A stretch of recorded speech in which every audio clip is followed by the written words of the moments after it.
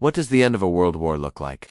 In early 1945, Germany was collapsing, but the fighting was fiercer than ever. Why did the Allies gamble everything at the Rhine? How did the Soviets fight their way into Berlin? And what became of the German leader, hidden in his bunker, as his empire burned to ashes? Winter 1945, the collapse begins. By January 1945, the Reich was bleeding out. The Battle of the Bulge, Germany's last great gamble in the West, had failed. Over 100,000 German casualties, thousands of tanks and aircraft destroyed, and fuel supplies nearly gone. Meanwhile, in the east, the Soviets unleashed the Vistula Oder Offensive. In just 3 weeks, they smashed through German lines, captured Warsaw, and pushed to the Oder River, only 40 miles from Berlin.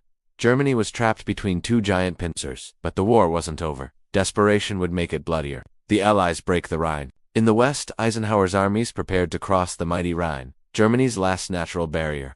The Germans expected them to be delayed for months. But on March 7, 1945, at Remagen, U.S. forces captured the Ludendorff Bridge still intact. It was a miracle. Tanks and troops rushed across, establishing a bridgehead deep into Germany's heartland. General Patton pushed relentlessly, his Third Army racing eastward, seizing towns faster than maps could be updated. Cologne fell. Frankfurt fell.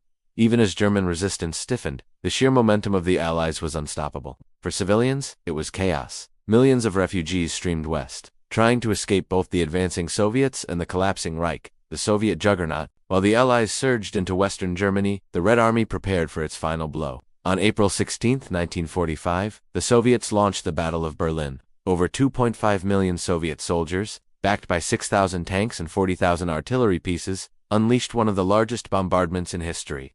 The earth shook as shells rained down on the German capital. German defenders were a shadow of a once mighty army. Boys from the Hitler Youth, old men from the Volkssturm, and exhausted Wehrmacht divisions.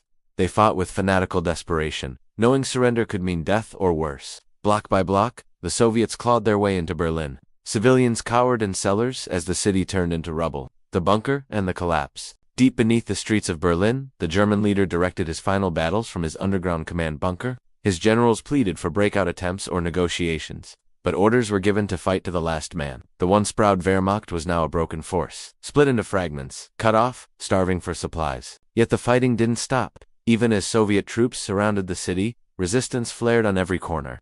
On April 25, 1945, American and Soviet forces met at Torgau on the Elbe River, symbolically cutting Germany in half. The noose was tightening.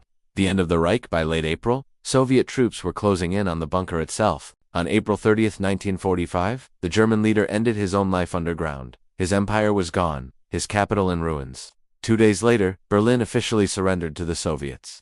The once mighty city was nothing more than rubble and ash. Even after Berlin's fall, fighting continued in scattered pockets. But the end was inevitable. On May 7, 1945, German representatives signed unconditional surrender in Reims, France. The next day, May 8, was declared Victory in Europe Day, VE Day. Across the world, people poured into the streets. In London, in Paris, in New York, strangers embraced, kissed, and wept with relief. But victory carried a heavy cost. Over 60 million dead worldwide, entire cities leveled, millions of refugees displaced. And even as fireworks lit up the skies, a new shadow was forming. The Cold War.